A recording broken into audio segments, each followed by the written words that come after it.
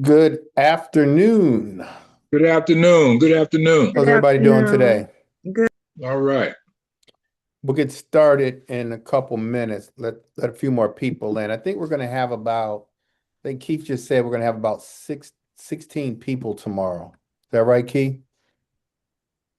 You're on mute. Yeah, Greg, at least 16. Okay. All right. So I don't know if everybody's going to make this meeting, but we'll give them a couple more minutes. Any questions? You guys, any questions about today, tomorrow, real estate investing in general? Any questions? Uh, hmm. I have a question, Greg. I need to, I want some, and I talked to Keith about it, but I want to get set up with some marketing. And also from what you did last night with what's the guy that you say you pay $7 an hour to do all the calls for you. I guess he's a virtual assistant, I guess. Yeah, you want to set up an AI agent to do voice calling for you? I think so. I want to try that for $90 for whatever it's worth. And then but so you all give me a spiel to give um to to market. I mean, you give me the script, Yeah. and he'll use my voice or whoever voice, and then I'll give him a bundle of phone numbers per the zip code that I choose. Yeah, we can get him to set up your voice agent for you. Now with the voice agent, yeah, your voice agent's going to need a script. Everything I'm getting ready to say is real easy, but they're Okay. going to need a script. They're going to need leads. They're going to need to set up what's called a workflow so that when they contact the seller or even not contact a seller, they're going to need to know what to do with that lead, what bucket to put them in. Do they hand them over to you, do a live transfer, or do they schedule an appointment? If they say that they want to schedule an appointment, then the AI agent's going to know what to do with them. And so we can help you get all of that set up.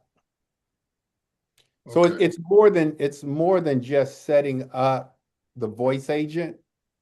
There's a little more that goes on. Just look at the voice agent as a regular person. Like you just hired a telemarketer. What does that telemarketer need? And so everything that telemarketer needs, your voice AI agent's going to need the same thing. Okay. It's going to be a lot cheaper. Um, and then they can program that agent to do whatever you need them to do. Okay. Sounds So we'll good. we'll yeah, we can talk about that offline. All right. Sounds good. But I think that would be a good place for you to start in terms of the marketing. Yeah, I want to do that. And again, I'm going to do some mailers. And Um, I was going to say that what comes along with that, because you're going to be pulling a list. And let's say that you pull a list from, let's just say PropWire. You can use that same list for mailers. You can skip trace that list for voice calls. Um, if you get email addresses, you can use that same list to email, SMS, meaning text messages. So you can use that one list to market in three or four different ways. Now you've got a marketing mix. okay. All right. Well, that's what I want to do. I want to get myself out there. Um, You trying to be a real estate investor, aren't you, Kenny? yeah, I want to be a real real estate investor. I don't know what I was before, but I want to be a real one this time. Well, you I mean, want I've been scraping along now. I want to do it the right way. okay. That's why I'm with. That's why I'm learning from the best. See, I told you I never had a coach, a mentor. I've been scraping and scrawling, but fortunately it turned out okay. But just think if I'd have known just a portion of what I should have known, where I could have been. But I mean, no, I'm not on regrets. I'm thankful, No, because it could be a lot worse. But at the same time, I want to learn it the right way because okay. I think that's what's important. And I keep hearing you say the Mayo formula, buying it at the right price. Because I That's think, and I was telling a friend of mine that gives you more leeway when you hit bumps in the road. If you underestimate the renovation costs and you bought at the right price, you got a little more room in there. Opposed to if you overpaid and then you realize, well, it's going to cost you more to renovate, then you're really going to be, you know, getting the short end of it. So yeah. yeah, we'll go over that a little bit today as well. Okay. All right, anybody else? Any questions? Any questions, comments, Yeah, concerns? I have one, Greg. I Go don't ahead, know Barry. how much my daughter spoke to you about what we're interested in.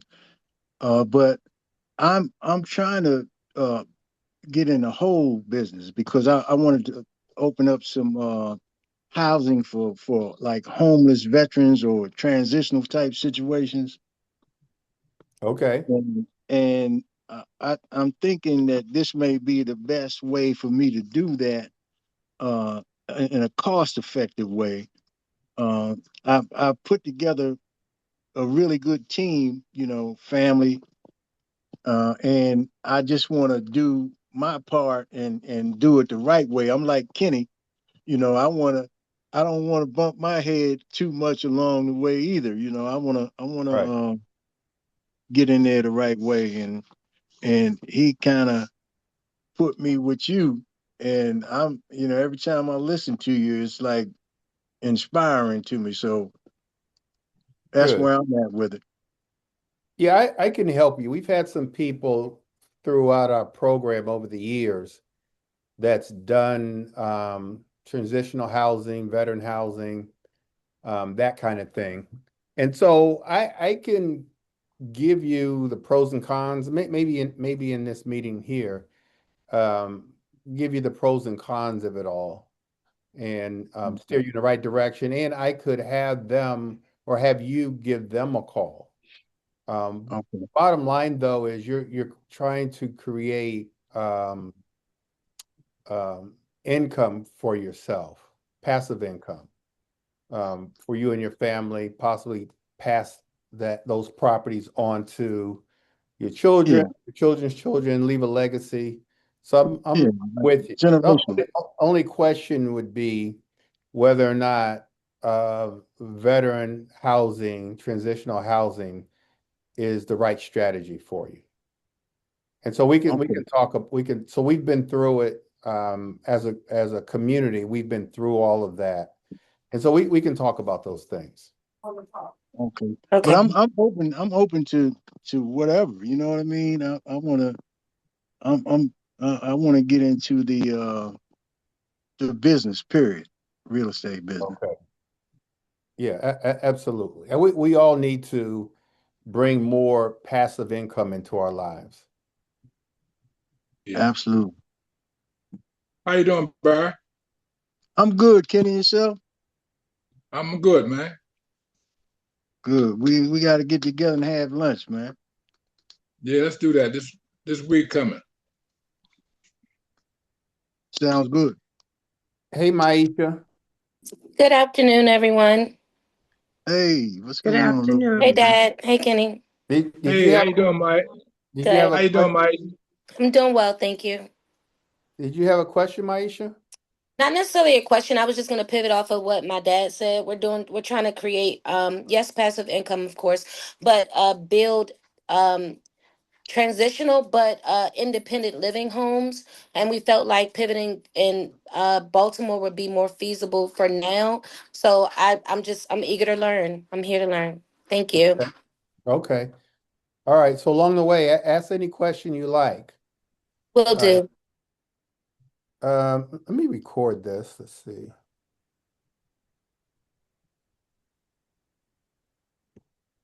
Oh, it's already recording. All right, any other questions, you guys, before we get started? So a lot of this information I've gone over in the last week or two, just in preparation for the tax foreclosure auction, which is the 18th of May in Baltimore City. And so a lot of this we've gone over. We're going to do sort of a walking tour tomorrow to look at a number of properties. I'm going to show you guys some of the properties that we'll look at. We're going to analyze the properties, try to estimate repair cost, um, give you guys a good idea of what some of these properties, how much you should bid on these properties. And we may even, if we're feeling bold enough tomorrow, we may even knock on some doors just to see if we possibly could even buy the properties either before it goes to auction or during the redemption period. And so we'll talk about all those things. I'm checking the weather. So I had first thought it was supposed to rain tomorrow, but let me see real quick. Let's see. This time tomorrow. Oh, we should be good tomorrow. Maybe it's going to rain later. Okay. All right. So let's get started. So there's not a lot of us on right now. I think there's supposed to be 16 tomorrow. So if you guys have any questions, let me know. All this is for you guys. And again, a lot of this information we've gone over. And so today's agenda, I'm going to go over understanding the tax foreclosure auctions.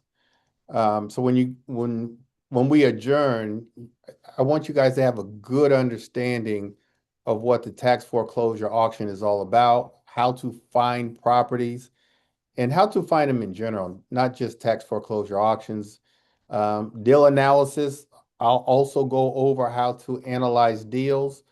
Um, from tax foreclosure auction deals to regular foreclosures to just properties, off-market properties that we find. How to fund them, I'll talk about how to fund deals, how to get the money, and then common questions. And if you guys have questions, just let me know. All right, why investors love tax foreclosure deals. We love them because you can get great deals.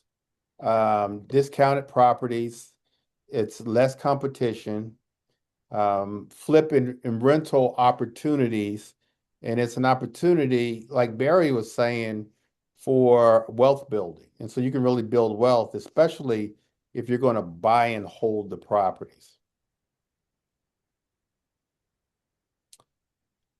Let's see, here we go. All right, what is a tax foreclosure auction? What is that? What's a tax foreclosure auction? Hey Keith, do me a favor. Can you contact Olivia? She doesn't have the link. Okay, What is a tax foreclosure auction? When property owners fail to pay their property taxes, the county has, or the city has the legal authority to take action, creating opportunities for investors. And so the tax lien is what's called the superior lien. And so the tax lien overrides any other lien, mortgage lien, any other kind of default that takes precedent, the tax lien. And so the city has the authority to foreclose on one. So when one doesn't pay their taxes, and generally the property taxes are paid through your mortgage payment. So in your mortgage payment, you're paying the principal and interest, but you're also paying taxes and insurance. But there's some cases where the properties are paid for, and so the property taxes and insurance, they're not escrowed. Um, a lot of properties are passed down from generation to generation, so there's no mortgage on the properties. Or an investor, like I said last night, an investor may forget that because their taxes and insurance, they're not escrowed either. They may forget that it's a property tax, or an investor may buy a property. And I was showing the group last night that I'll say 20 to 30% of the properties that are up for auction are LLCs or investors. Investors buy the properties, they buy the properties wrong, they get in sometimes in the middle of the project and run out of money. They get their financing, either pay cash or a hard money lender. Hard money lender just lets it go. They'll just go ahead and just let it go, and they have insurance, so they'll collect the insurance money. And so that's how we get to the tax auctions. Most properties that have mortgages on them, they will go to tax sale, but then the mortgage company will then come in and pay off the mortgage so it doesn't foreclose and they lose their money. They'll pay off the property taxes and then they'll foreclose on the individual. And so the owner defaults, the county or the city puts it up for auction, and then the investors win. We'll talk later about the redemption period and all that kinds of stuff. Investors can potentially purchase the lien and earn interest. And so in a lien state, a tax certificate state or tax lien state, you're actually purchasing a certificate, a tax lien certificate, if you win the bid. And then once the seller of the property goes through a period of time called the redemption period, where the city or the county still gives them an opportunity to redeem their taxes or pay their taxes. After that period, if they don't redeem their taxes, then you get to keep the property. But if they do redeem the taxes, then the county will pay you for that tax lien plus interest. Most jurisdictions, they're paying you around 20 to 24%. Baltimore is the lowest. Baltimore will pay about 12%, but that's still good, 12% on your money. Any questions there? I just Okay. wanted to get clarity on the auction after, if the person wins the bid, does the mortgage take second place Yeah. over that? Okay. If there's a mortgage on the property, yes. And that's why a lot of mortgage companies and banks, they'll just go ahead and pay off the taxes for the homeowner. But then now they'll foreclose. They want to get the state or the city out the way, so they'll pay that, and then they'll go ahead and foreclose.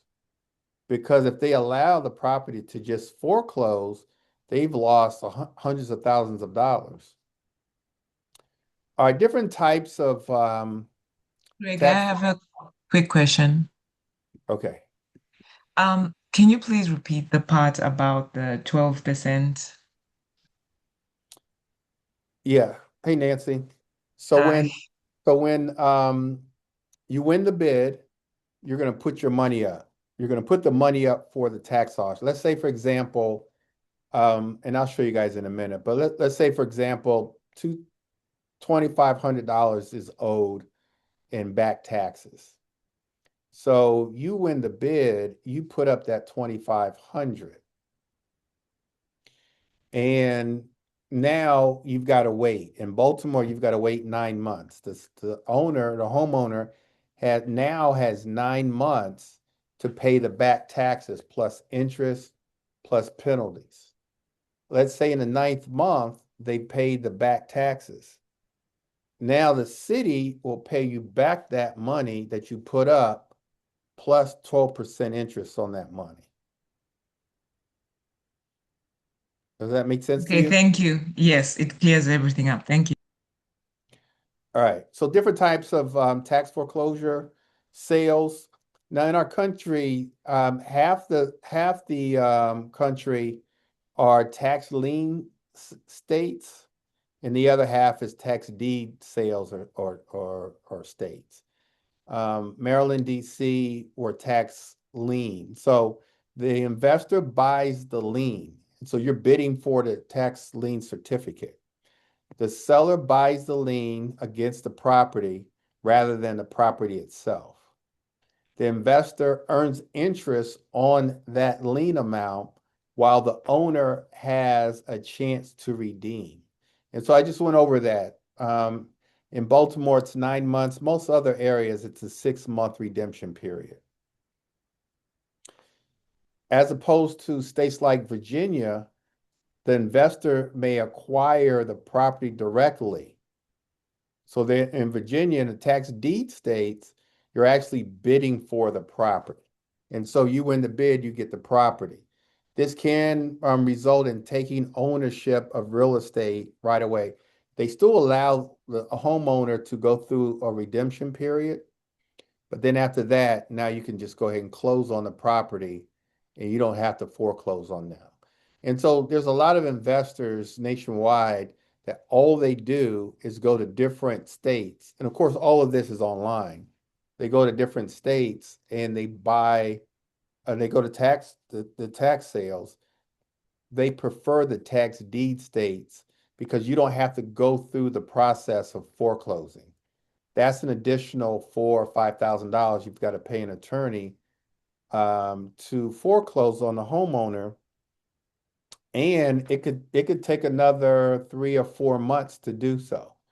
Now, the city or the county is going to give you 2 years to close on the property, and so March 18th in Baltimore is a tax foreclosure sale. You win the bid, you've got 2 years to close on that deal. You've got to put the money up for the outstanding taxes, but then the rest of the money you don't have to put up for 2 years.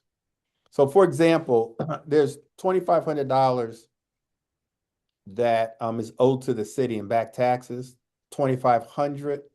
But let's say that you bid 40,000 just to win.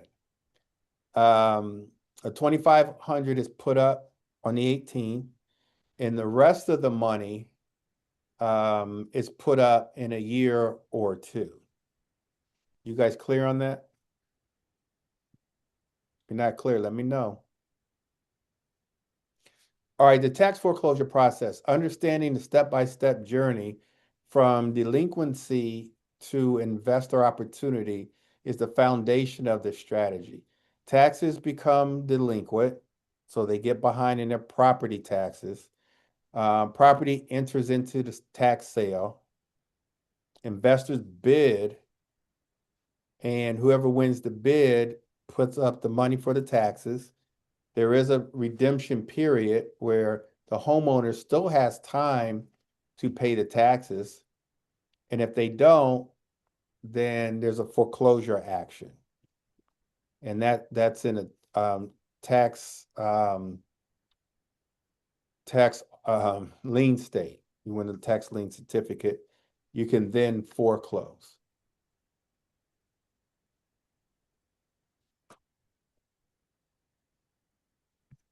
Hey, Keith, are you with me?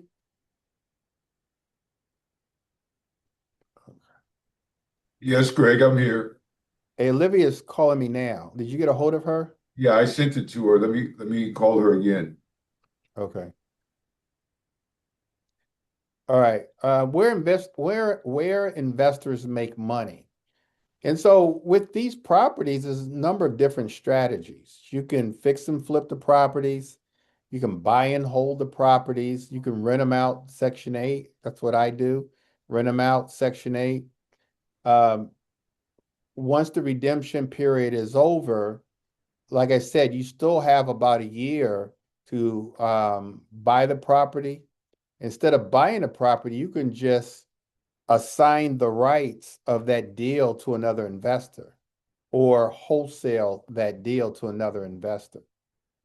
You don't have to necessarily close on it. If you win the bid, and there's a lot of people who do this, they win the bid, they go through the redemption period, and they assign that property for, depending on how well they purchased it and the location, 20,000 $30,000, $40,000, $50,000 in wholesale money and never close on that property, knowing that whoever they assign the property to, they don't have to close on it for 2 years after the auction date.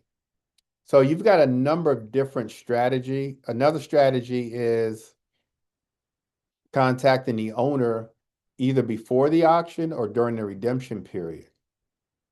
And if the numbers work for you, and we'll go over the numbers in a minute, it's not uncommon for investors to purchase the properties while in redemption, pay off the taxes, and then buy the property. Or just buy the property and then pay off the outstanding taxes. That's for some, and I've done this, that's a strategy. I'd rather just get it in the redemption period, deal directly with the homeowner. And buy it during the redemption, no competition, that kind of thing. Finding tax sale foreclosures. Knowing where to look is half the battle. Here are the top sources for finding tax foreclosure deals in Baltimore and beyond. And so all this works for any city, any county. There's a list, so it's public information. I've got the list here, but what I have is public information. Driving neighborhoods. Now, these are more strategies for if it's for any other property. You're not necessarily going to be able to drive neighborhoods for tax foreclosures, but definitely investment opportunities. Driving for dollars, definitely. Networking, public records, county websites. Your free list, exclusive bonus. And so I can give you guys, if you guys have in Baltimore, in Prince George's County, if you have a favorite, let's say zip code, I will send you guys a list of properties that are up for tax foreclosure sale. If you want me to, I'm more than happy to do that. I think I sent Kenny one last night.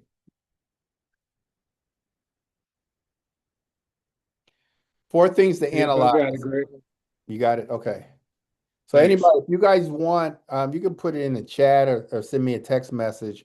I will send you guys a list of the zip codes that you guys want.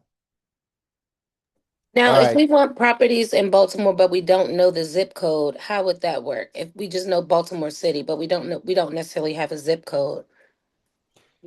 I'm gonna go to one particular zip code tomorrow. I can send Okay. you that list, or I can send you another list. Okay. There's in my opinion, every zip code in Baltimore, there's a good part of that zip code, and there's sort of a challenging part of that zip code. But where we're gonna go tomorrow, which is 21229, I can send you that list. I'm happy to do so. Okay, great. Thank you. All right, four things to analyze: purchase price, repair costs, after repair value, and then whatever your exit strategy is. And so with these tax foreclosure auctions, my opinion is that you should be buying these properties somewhere between 20% and 50% on the dollar, 50 cents on the dollar, 20 cents on the dollar, minus repair costs. That's where you should be bidding, which is well over the taxes that are due, but you're going to get a great deal. Here's why. Normally on a let's say we find a distressed homeowner or an absentee owner that doesn't want their property anymore, pre-foreclosure, divorce situation, probate, we find a motivated seller. In that situation, we're buying at 70% of the after repair value minus repair cost. That's our formula. That's called the Mayo formula. Mayo, MAO, stands for maximum allowable offer. We're buying at 70% of the after repair value minus repair cost all day long. and every investor around will buy at those numbers. For wholesaling, we've got to put some money in, we've got to leave some money on the table for us. So as a wholesaler, you're buying at 65% of the at repair value minus repair costs. And then you're assigning that contract for 70%, which means you're making 5% of the at repair value as your wholesale fee, 5%. And so let's say, for example, the at repair value on a property is 300,000. If you're wholesaling the property, 5% of that is 15,000. You should be making 15,000. So ARV, if we're buying and holding, you're fixing and flipping, we're buying at 70%. If you're wholesaling, you're buying at 65%. If there's auctions every single day. There's foreclosures being auctioned off every single day. REOs, real estate owned by the bank, all different types of auctions and all different types of auctioneers. On auction properties, I like to teach buy those properties at 60% of the at repair value minus repair costs, just a little lower, because those properties you're not going to have, some you're not even going to be able to see inside. Most you will, but there's no like home inspection or anything like that. So you want to leave a buffer in there. So you're buying at 60%. For these tax foreclosure auctions, my suggestion is 50%. And by buying it at 50%, your profit's going to be about 40% of the after repair value. But somewhere between 20 and 50% of the after repair value. Between 20 and 50% of the after repair value is where you should be bidding. And then always know before you even bid on the property that there's an exit, what your exit strategy is. Are you going to wholesale that deal? Are you going to hold that property?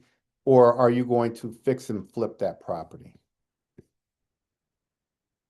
ARV matters. This is where a lot of investors make the biggest mistakes, is estimating the after repair value. So you got to get that right. You've got to get that right. We did a class on this one day last week with my coaching students, my platinum coaching students, where we used the MLS, the multiple listing service. I used the multiple listing service. One of our coaching students used a platform called PropWire.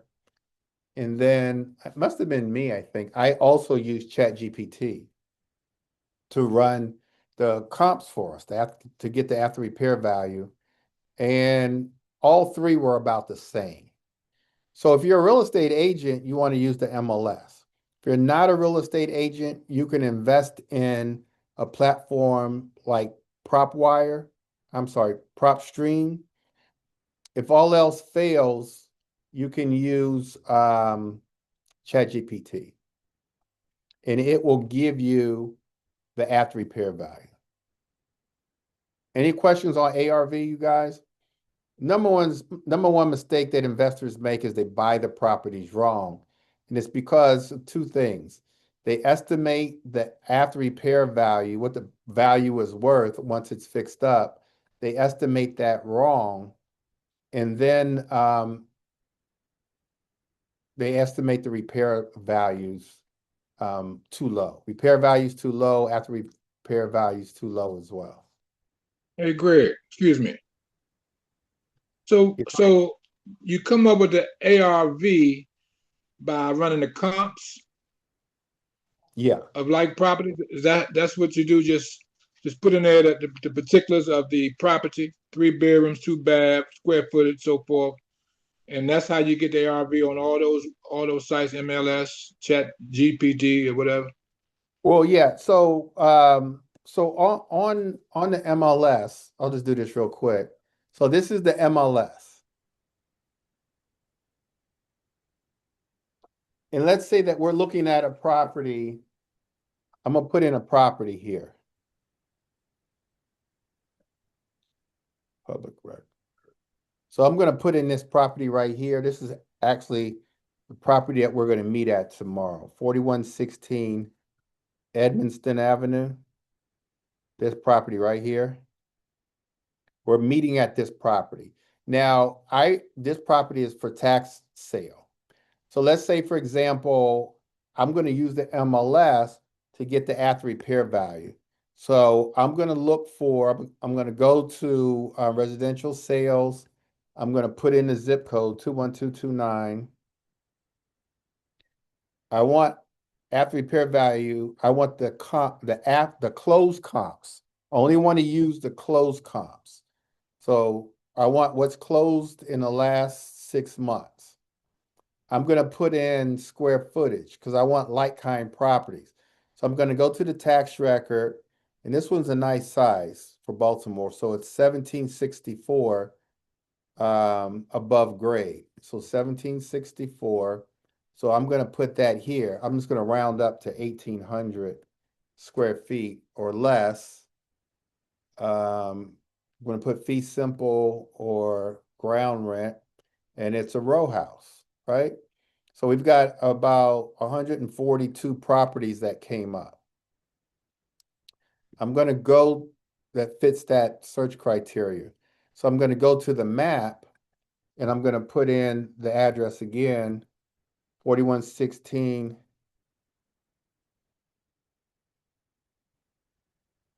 4216 Edmondson. Did I spell something wrong? I think I did.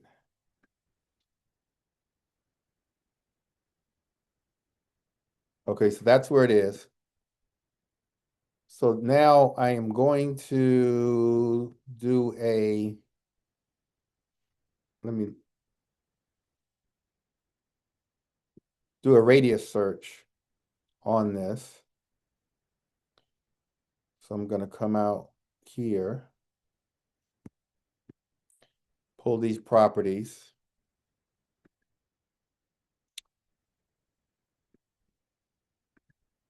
Put them in order, click on price. And after we've got after repair value 248, 246, 230, 225. So I know the area. I think the ARV is closer to 230. 225, 230. And so we would use, I never use the highest comps anyway. So I'm thinking around 230 is if we were to fix that house up and sell it, we'd be able to sell it for 230. So that's how you run the comps on the MLS. But let's say I don't have the MLS. I've got ChatGPT. So I'm gonna start a new chat, and I'm gonna tell it. Give me a second. I'm gonna tell it right here. Please run the comps. Give me the after repair value and the comps for 4116 Edmondson Avenue in Baltimore, Maryland.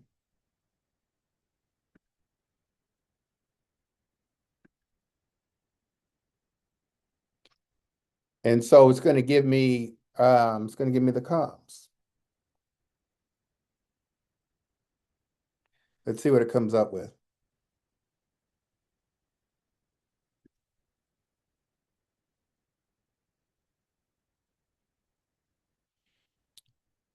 So these, for me, this is a little high.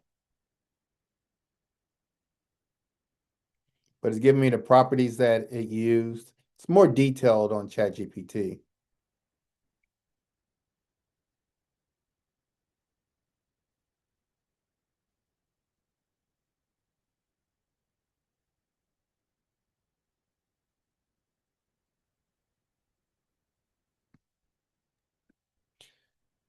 So it's saying conservative 285, likely ARV about 300. Now on the MLS, what I got was about 248 as the highest. So we're kind of close. So if all else fails, you don't have the MLS, go ahead and use ChatGPT.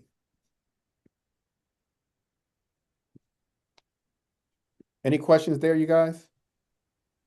Greg, Yeah, quick question. Why do you not, I'm just curious what your answer would be. I know, but why would you not pick the highest comp in the MLS? Well, there's a lot of reasons that I don't do that. But the easy answer is there's market shifts.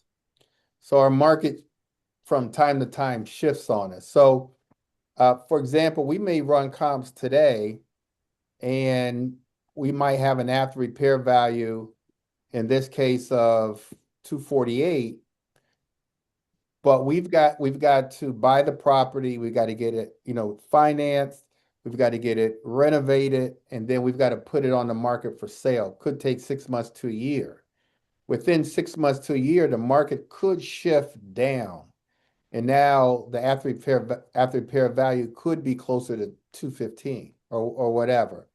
I just rather be a little more conservative just because of market shifts. And a lot of investors get caught up in buying a property, even the lenders buying the properties, using an after repair value, in this case at 248, and then the market shifts during that process. Everyone's ran their numbers on the 248. The lender lent the money on the 248, a percentage of that. Now you're kind of stuck with that property. Can't sell it because all your numbers was on the 248, or you can sell it, but you're just not going to make as much money as you thought you would. So I would rather you be a little more conservative. And then here's the other thing. So this is what 248 looks like. So this one's nicely renovated, access wall. That looks like our access wall, doesn't it? The one that Dana and IKEA used. So they painted the exterior. Nice flooring. It's probably LVP. Look at the nice new baseboards, recessed lighting. Look at this. This is very nice. Look at the refrigerator. They spent like $3,000 on a refrigerator. Nice cabinets. They should have put recessed lighting in here too. They got surface lights. But real nice renovation, right? They sold this for 248, which means if you were to buy this property right here, your level of renovation has to be this. And oftentimes it's not. Oftentimes it's not. It's not this level. Now they've got it nicely staged. Could be virtually staged. I can't really tell. Now, if you have a renovation that you can renovate up to this level, then you're fine. But other than that, I just, I just like to be conservative with my numbers. Right.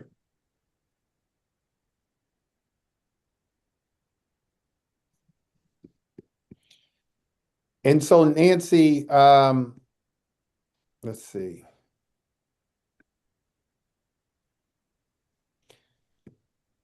No, you don't want to go out a half a mile. So in this case, I'm going to use this. This is the subject property. I'm going out. This is 0.2. So this is a little less than a quarter. In Baltimore City, since it's so dense, honestly, you would rather go out maybe 0.15 in Baltimore City.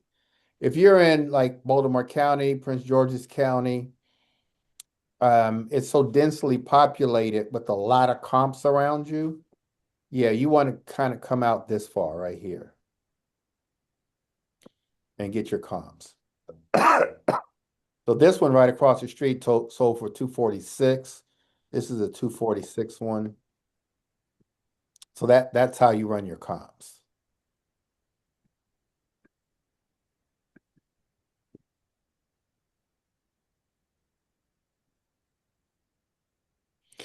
Yeah, you're right. You're right, Nancy. That's why, yeah, ChatGPT went out a lot further. That's how they were able to get, um, that's how they were able to get the higher comps, because there are higher comps in that zip code, but they're further up Edmondson Avenue. So is there a range that you're not supposed to go past when looking for your comp? Well, you just want to get as close to the property as possible. Okay. And is there any truth to not crossing main streets and stuff like that? I don't think so. I mean, if the house, like in this case, is on a main street, so you can go across the street, but you don't want to go that far out. Okay.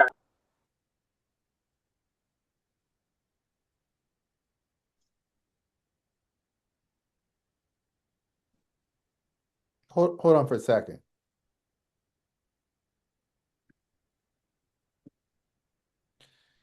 Please run the comps on this same property, but only going out a quarter of a mile from the subject property.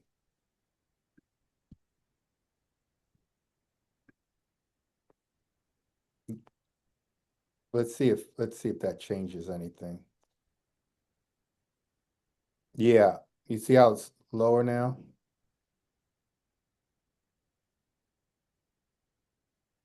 See how the numbers got a little smaller? So Nancy, that was a good point.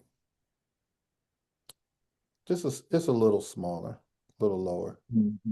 But you guys just play with it.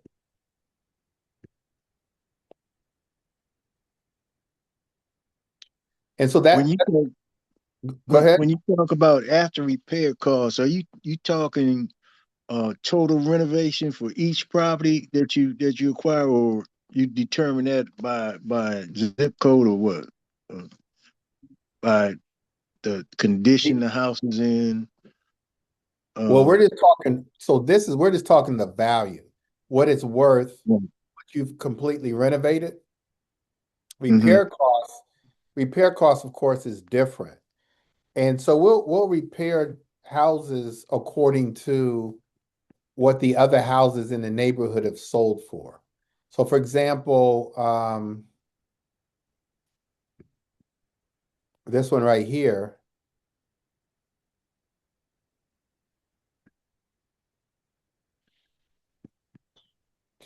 this one sold for 246. So this one has exterior paint. So you probably want to paint the exterior if you buy a property in this area. Mm-hmm.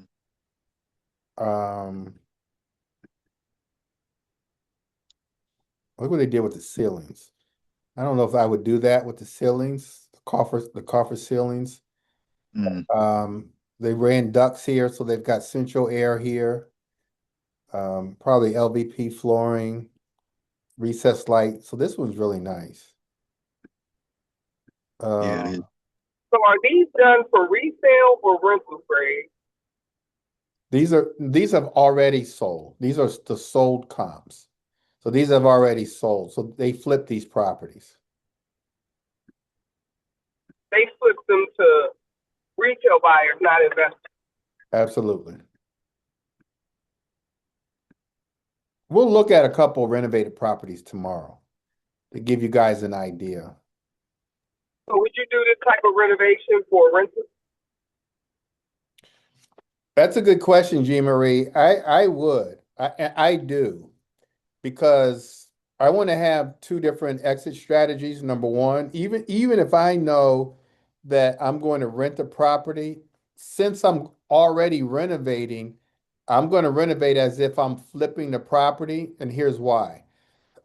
Let's say I want to, I don't know this at the time, but let's say I want to sell the property in 10 years. Something happens, I want to sell, or even 15 years. You just don't know what's going to happen in life. When I come back to this property and say 10 years, 15 years, I don't want to have to do a full-blown renovation. I want to put in stone cabinets, countertops, like granite, so I don't have to replace that. I want to put in nice flooring, so I don't have to replace that. I'm not gonna have to replace the recessed lighting. I want to put in nice cabinets, stainless steel. So when I come back in 10 years, if I did a good job managing my tenant, only thing I really need to do is paint. Let me see it. So I had a property. I mean, we did a little touch up stuff, but primarily just paint. So I'd rather do it now than do a renovation now and then 10 years have to do another full-blown renovation. Hey, so Greg, I guess the key is what you just said at the end. If you do a good job of managing your tenant, Right. because I guess that's what the key You don't is. want them in there tearing that property up. Let's say you spent 60, 70, $80,000 on this renovation. And in 10 years, you got to spend another 60, 70, $80,000 on another renovation. You don't want to do that. And so this is just my opinion. In my opinion, you want to renovate it as if you're going to flip it so that even when you have turnover with tenants, you don't want to have to go in and do a whole lot of renovation with every turnover. You want to just spruce it up just a little bit and then turn it over to the new tenant. And let's say the new tenant stays in there 4, 5, 6 years. You want to come back after they move out and maybe do some light touch ups again. But you don't want to have to do a full blown renovation every time a tenant moves out. And if you're doing the heavy up front, you're getting better rent than if you just put lipstick on a property. Pig. Is that it? The pig? The But pig. like you say, Or Greg, basketball or whatever, yes. No, it's not the basketball, it's the pig. Okay, that the pig. when that tenant in there, especially if it's like a voucher holder, it's a dream for them. So they're gonna take take care of pride it. in it. Yeah. That's what to tell me that you do the renovation as if you were going to sell it. So in case you don't get the tenant that you want, or a sale. Yeah, that's true too.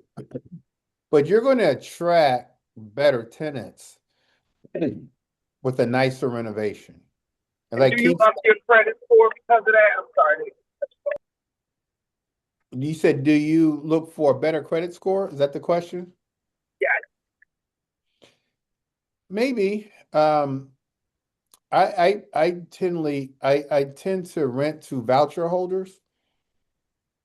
So credit is not that big of an issue because the city or the county is going to pay all the rent or the majority of it. I do want to look at their credit. I more so want to get an idea of how they kept the place that they're moving from. So I would want to either look at that property or possibly even talk to that landlord. I want to do a background check. I will check the credit, but I'm not looking for like an 800 credit score or even a 700. Greg, I want them to take care of the property. do you ever get pushback from some prospective tenants saying, I don't want you coming by my house? No, because like a property like this, as an example, if they don't have anything to hide and they want to get to this really, really nice house, which for them could be living in a dream home, they will let you come. They will let you. There'll be more. Okay, Of course, they're gonna, they know you're coming. They're gonna clean it up. which is fine. Yeah. You can still see what's going on. Yeah, no, I've had that a couple times. It's been a while again since I've been landlording, but I had very hard pushback. Uh, anyway, there you go. And I just wasn't sure what to do in that situation. I did not rent to them, and I got a different tenant who was not very good. And I think the first one who I did not want me to inspect her place maybe would have been a better tenant. But I was like, nope, this is the metric. And if she won't let me look at it, I'm not going to rent it to her. Right. And so that's after repair value. And so what it's fixed up and can sell for, that's after. And so when we're determining our numbers, that's where we start. We start with the ARV, the after repair value, and then we break it down from there. We take a percentage of that, which generally is about 70% of the after repair value, and then we subtract out the repair costs to get our MAO, our maximum allowable offer. And that's the offer that we're going to make on the property, what we're going to buy the property for. And so it's ARV minus repair costs. Some people put in the metrics, the profit margin that they want, and then we get the MAO, the maximum allowable offer. And so these are some real numbers right here. And so for a quick exercise, you guys, I want you guys, just so that you can understand, and this is for a tax foreclosure, I want you guys to take out your calculator really quickly. This is my only exercise for the day.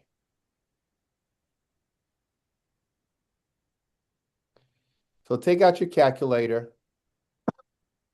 And so let's say that we determine that the after repair value on one of the properties that we're going to buy tomorrow, that we're going to look at tomorrow and bid on at the auction is 220. And so let's put 220 in our calculator. You guys with me? Yeah. Barry, I didn't see you look down at a calculator. What you doing, Barry? I'm looking now. I'm scrolling trying to find it. I want to see your head go down. Yeah, it's down. It's Okay. down. I'm watching you. All right. We're going to multiply the 220 by 50%. Multiply it by 50%, and somebody tell me what you get. 1,100. 1,010. 110,000. 110,000. All right. That 50% represents the offer we're making on this tax auction. We're going to offer 50% of the after repair value minus repair costs. So repair costs, let's just put in 60,000. Somebody tell me what you get. 50,000. 50,000. 50,000 represents our MAO, our maximum allowable offer. 50% is what we're going to bid on this particular property. Because we took 50% of the after repair value, we subtracted out the 60,000 in repairs, and that gave us 50,000. We're going to bid on, let's see, on this property right here. We're going to bid $50,000 on this property right here. And right now we're saying it's worth 220. It's probably worth more, but let's just say 220. So this is one of the properties that's up for auction. What are the taxes owed on it? 3,000, 3,861. No, That's the annual. it's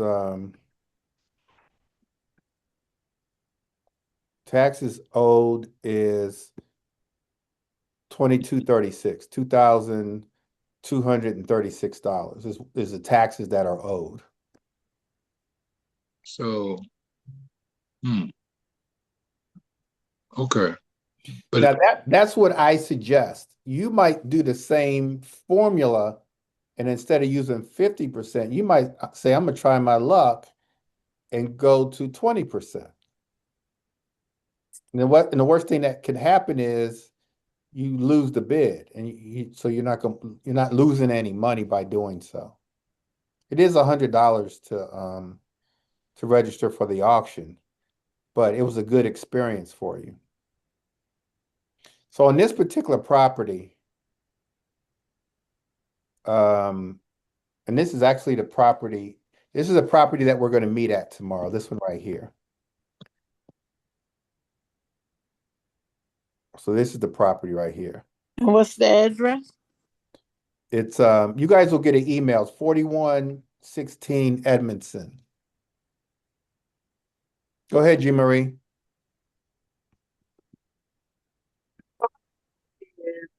At the auction, have a preference of who property bid on, investors or private owners? The preference would be investors, because if they're on the list, it means that they've already walked away from the property. Thank you. Is this property vacant, Greg? Let's see. Because I see the opening bid at 2236, but I thought I seen the yearly taxes at 3,800. But this is taxes from a year before though, right? This is a year prior. This is taxes from 25. Let's look at it. Let's see. Yeah. Hold on, let me see.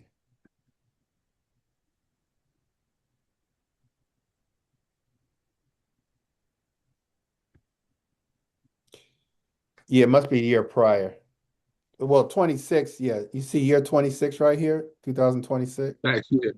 Yeah. 3861. Yeah. Okay. Hey, Yeah. Greg, Bertina has a question. Why do you use 50% instead of the normal 70%? Because it's the tax auction.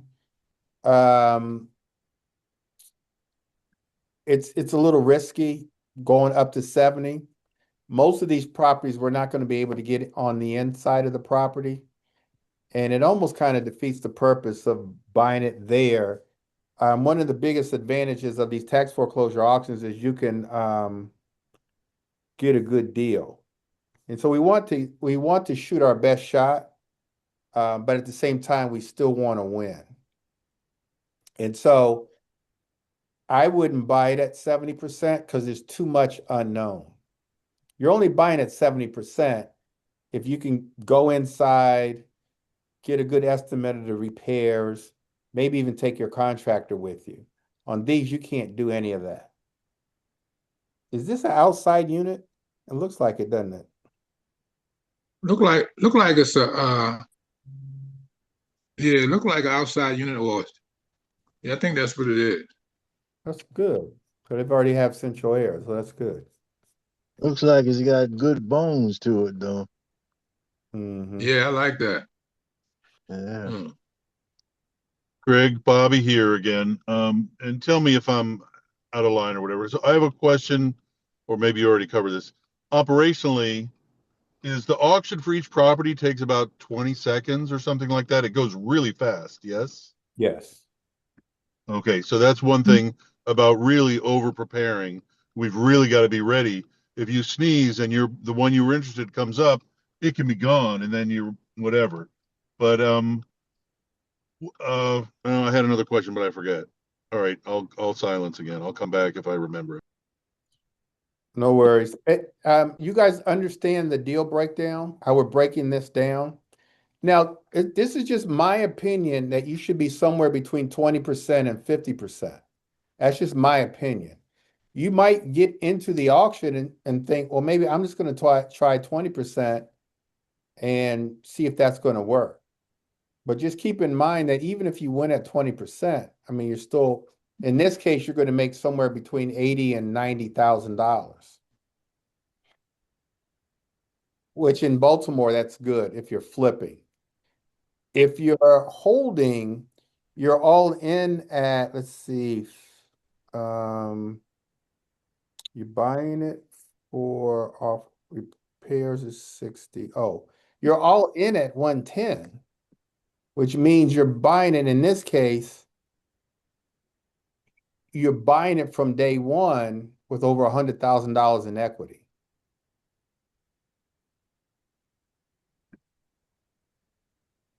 So you're starting off with over $100,000 in equity. You're starting off with over $1,000 a month in positive cash flow, which is great.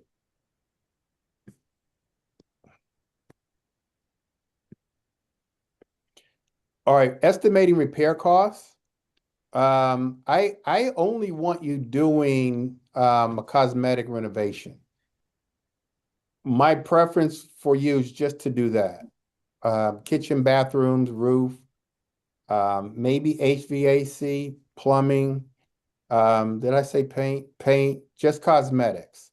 I don't want you doing anything structural, adding square footage, anything like that as a newer investor, working with contractors. There's plenty of properties that our coaching students have found over the years, and they buy more than just one where it's just cosmetic renovation. You run into problems, more permits, more inspections, the more difficult the renovation is. So when you're dealing with going up, going back, digging out the basement, all those kinds of things, as a newer investor, the harder the project, the higher the risk is, and the more opportunity for you guys to lose money. Go ahead, Jean Marie. Even the repairs, you said the roof. I thought roof and structure were major. No, roof is not major. No, you're just putting, in most cases, you're just putting shingles, unless it's a flat roof, and then you're just putting up a rubber roof. Okay. Roof is not major. No. You said roof and what else? Foundational. I thought roof and foundation were major. I didn't realize. Yeah, foundation can be, definitely. But roof is not. Roof is either you're putting on shingles on top of a layer, or you're taking the layers off and putting shingles on to the subroof. So that's not hard. Even putting up a rubber roof on a flat roof is not difficult. But let's not look for anything that's like a major renovation. Not now.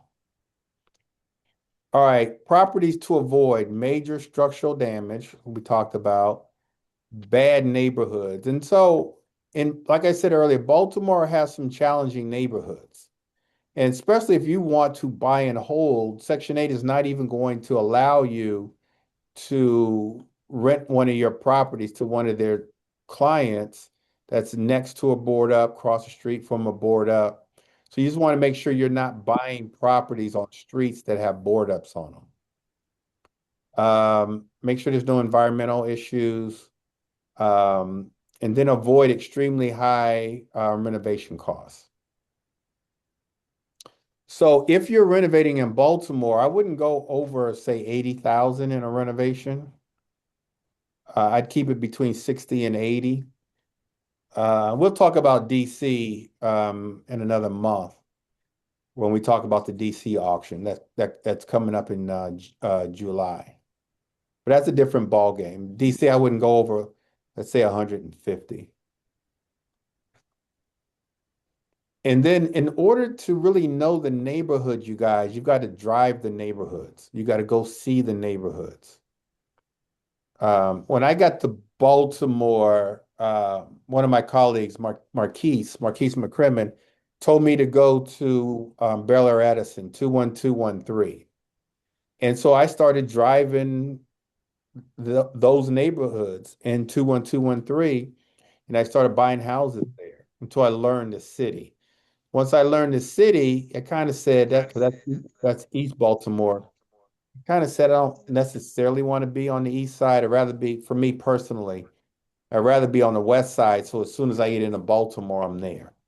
I don't have to go deep into Baltimore to get to my properties. Coming from, I live in Prince George's County, coming from Prince George's County. But there's great neighborhoods. And I've bought all over the city, but my preference is where we'll be at tomorrow, 21229. That's Hey my Greg, real quick. Hey Greg, real quick. yeah. Marquise took me to my first property in Baltimore in '07, but it was down in 21223. And Oh. I paid way too much. They was licking their chops when I came on the block. But it was like I ain't know coming from DC, man. I thought I was in heaven, but I made out, They look for but I your didn't kind. survive right. They look for Huh? investors. They look for Oh investors man, from DC, from DC, from New York, from Philadelphia. They look for you guys because I had you're never looking seen any. through the eyes of DC, and which is different in Baltimore. Yeah, and I didn't think you could buy a house. I paid 55 for a house in '07. I probably could have got it for 30, but I didn't know. So the house next door was boarded up. You could stand on the sidewalk, look through the house next door and see the sky. And I never noticed it. That's how excited I was about getting that house. Oh And I man, kept it about 10 years. Yeah, don't but no, then I don't tell moved me up. anymore. No. Don't tell me anymore. Don't tell All right. me. No, but you live and you learn, right? It was a experience for you, and it was a lesson. Yeah, a good learn, Now you know a better. good, a good learn, and that's why I moved up to 21229 there. Yeah. When you know better, you do better. You didn't know any better. You didn't know you're not supposed to Right. buy next to a board up. You didn't know that living next to a board up means a lot of rats and roaches in your house. You didn't know that at the time. Even I even sure did. though even though you grew up with rats and roaches in your house. Go ahead, man. I just mess, I You just mess. No pets. No pets. don't don't remind me. I was just joking. I'm glad it wasn't my turn on that joke. I'm coming your way, G Marie. Just wait. All right. Understanding liens and title issues, you guys. Um, Back taxes. So on these auctions, of course, that's going to get paid off. Utility liens, code violations, any other type of ownership issues gets wiped out. All that gets wiped out when you buy the property. The only thing that doesn't get wiped out is any kind of federal liens, like tax liens that maybe the IRS put a lien on the property. That does not get wiped out, but everything else gets wiped out. How do you find out ahead of time if they have federal liens like that? You can have a title search done after you win the Okay. bid. You can have a title search done. Okay, cool. Yeah. All right, how are we going to fund these properties? How are we going to fund the properties? And so let's say we find a property, we bid on the property, we win, we put up the money for the taxes. The rest of the money is not due for a year or two. In that period of time, you want to start working or at least thinking about how are you going to fund the properties. And there's a lot of different ways. You can get a lot of us use a hard money lender. You can partner with someone, private lending, lines of credit. You can even start working on business lines of credit. So by the time it's time for you to buy the property, you can buy the properties on a credit card. Start work, get your LLC and get business funding, business credit. We'll talk more about that. We talk a lot about that in our coaching program, but you can buy properties off of your LLC's credit card. Start small, focus on one area. And so I just want you to focus on like one zip code for now. Learn the numbers I just went over. We got to keep going over. We'll go over the numbers tomorrow and then build relationships. Be part of a community. You guys, if this is what you guys want to do to build wealth, you've got to be part of a community. You've got to be around like-minded people, and they will help you. We learned a lot last year about business funding through members in the group who had done it previously, taught everybody how to do it. Now everyone went out. Some of you guys met at Kia. She financed a lot of her rehab costs at her property in DC. Some of you guys, when we took a tour in DC, some of you guys saw her property. She financed a lot of the rehab costs on her credit card, which she didn't have to, she had no interest for a year. She learned that in the group. She didn't learn that from me. She learned that with networking through some of the other members in the group. How many of you guys know Luis? Luis, I think Luis taught her that. Either Luis or what's the other girl's name? Keith in Philadelphia? Cammy. Cammy. Cammy. Some of you guys have met Cammy. She's been part of the accountability group. All right. Like I said, start small, pick one area. And if you don't know the area to pick, if you want Baltimore, Marquise told me to go with 21213. I would tell you guys to go with 21229 to start. And then if you want to venture out, I bought properties in 21218. That's Better Waverly, that's Charles Village. All over Hamden. I saw a deal in Hamden. They really Keith, I think didn't Hamden used to be one of your favorite areas? Yeah, it still is. So I there's was gonna buy there, but you talked me out of it years ago. no, But now the gonna live appreciation, there. You wanted to buy a house and live there. yeah. But now the appreciation there is really strong. So 21224. I know that's another area you like, Greg. Yeah. Okay, Olivia's asked the question, how long after the bid do you pay the bid?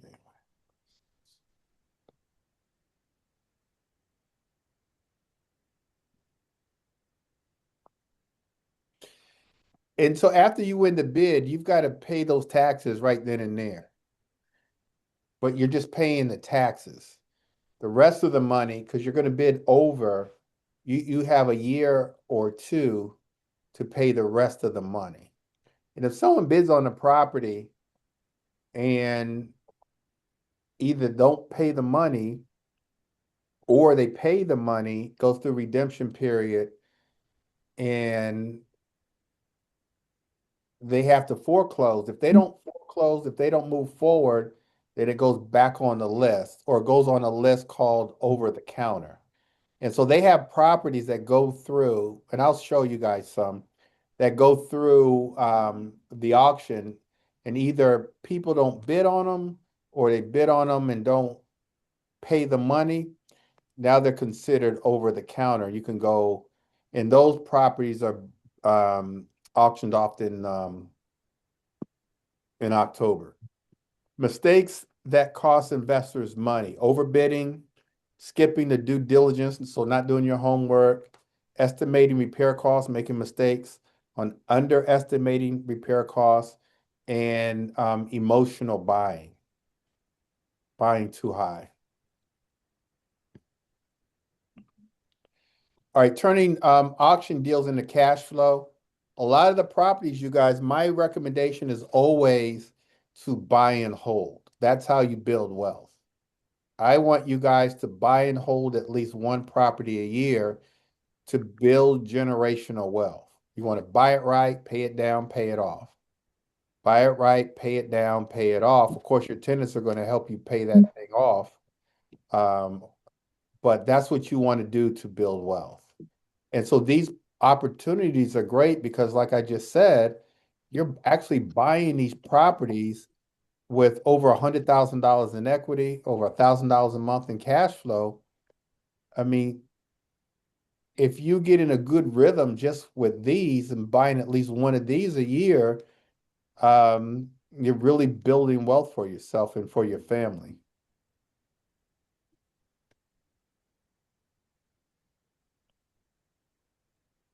All right, so let's see here. Any questions, you guys? Any questions? So tomorrow we're going to look at this property here I just showed you. We'll take a look at this one right next door. This property taxes are $3,231. This is 4106 Edmondson.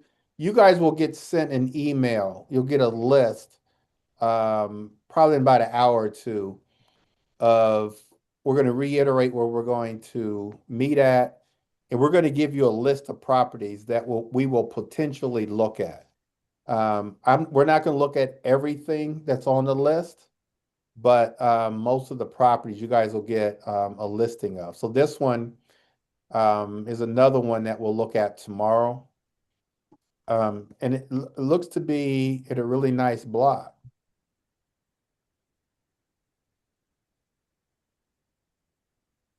This is across the street. This is down the street.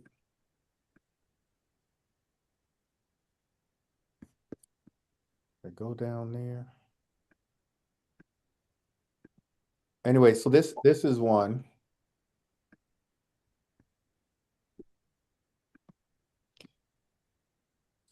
We'll look at this property right here that's green.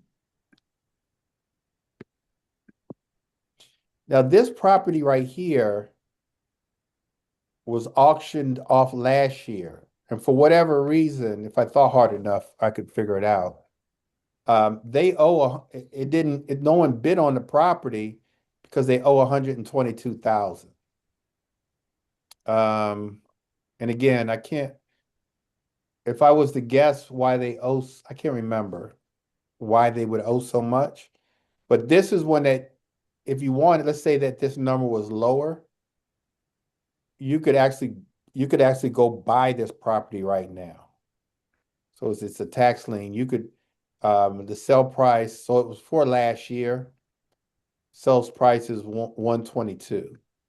So for whatever reason, this homeowner owes the city 122,000. I can't quite remember why that could be, but here's another property right here that we'll probably look at tomorrow.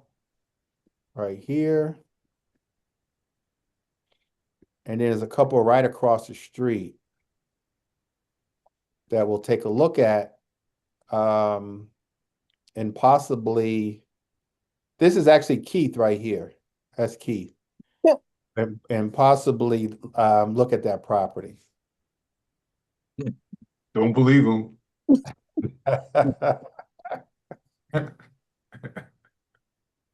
Keith, you've had that orange shirt for a long time. You know what? I'm thinking about wearing it tomorrow. I think that was G. Marie right there. Let me see. Let me go back. Oh, I missed her.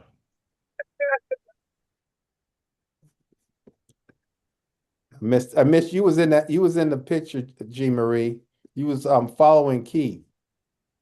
Hey, me and Keith was hanging out looking at properties that day. Yeah, that's right.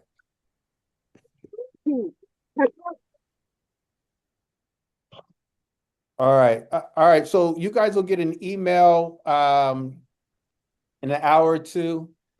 It'll list a property that we're going to meet at 10 o'clock. Please be on time.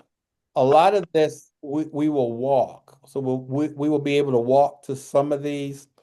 I do have a couple properties that are already been renovated, so we can kind of take a look at the property and properties. We're going to run numbers while we're out there. I'll have one or two properties that will go inside that have been completely renovated just to see a after. And then if you've got to use the bathroom, you can.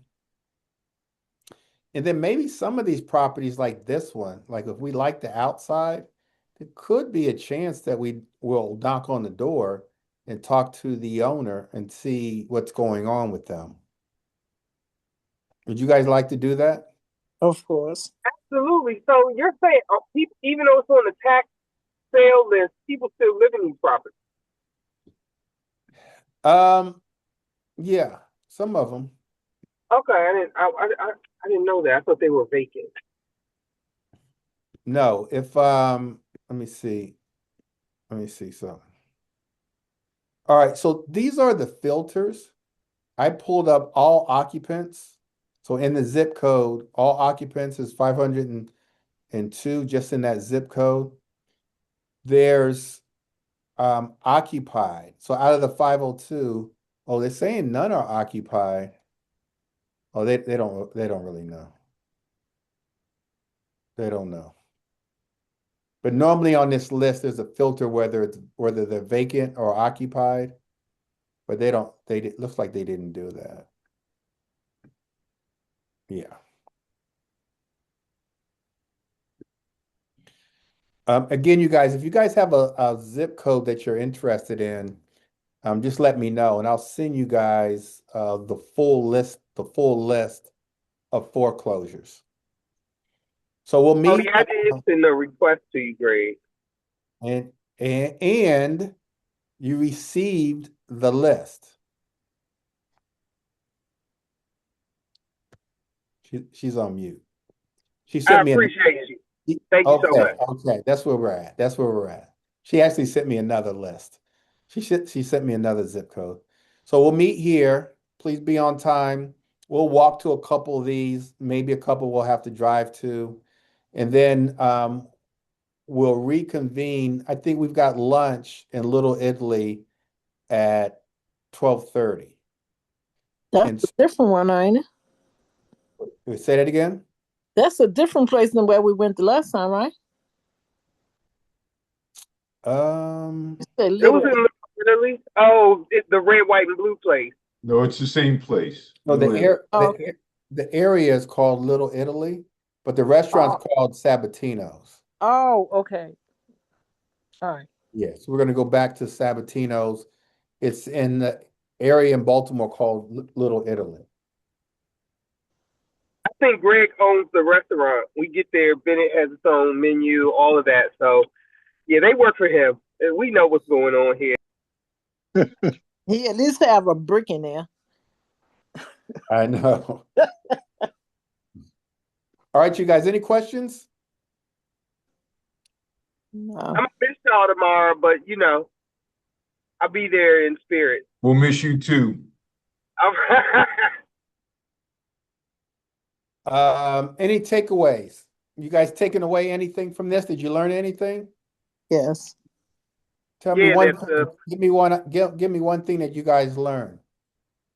I gotta ask Luis about the credit card and the business loan tonight in the accountability group. Yeah, so Jean Marie and Kenny and Sherry and maybe somebody else in here. I can't. They're in our coaching program, and so they have an accountability group meeting tonight at 5:30. Yeah. And I'm really hard on the trail of who I'm going to use for hard money versus DSCR versus keeping my own cash in my pocket. So I definitely would be interested in what you just mentioned as far as my own line of credit that's in my LLC instead of my personal lines of credit. That would be really a plus for me. Okay. Well, make a note of that and ask Luis tonight. Yeah, I'm gonna ask Louise. I'm in his Discord too, so I might get a jump start and Yes. just put my question in Discord. Okay, that's a good idea. All right, I'm excited for tomorrow, you guys. Looks like the rain's going to hold up. Some of you guys I haven't met, so I look forward to meeting you guys. And so we'll go and we'll learn and we'll network with each other. We'll go break bread and debrief. And so I'm looking forward to it. It's going to be a good day. We're going to learn a lot. And then that's going to really set us all on the path of building wealth. Yeah, that's gonna be nice. Any questions you guys have, bring it tomorrow. I'm sure someone else has the same question. And any last thoughts? Any questions? I'll be All right. here in spirit as well, Greg. Okay. We'll get a bottle of wine and just pour a little bit out for you. Okay. Thank you, Get brother. a little bit out for me too. Okay. All right, you Yeah. guys. All God right, bless thanks, man. everybody. Good information.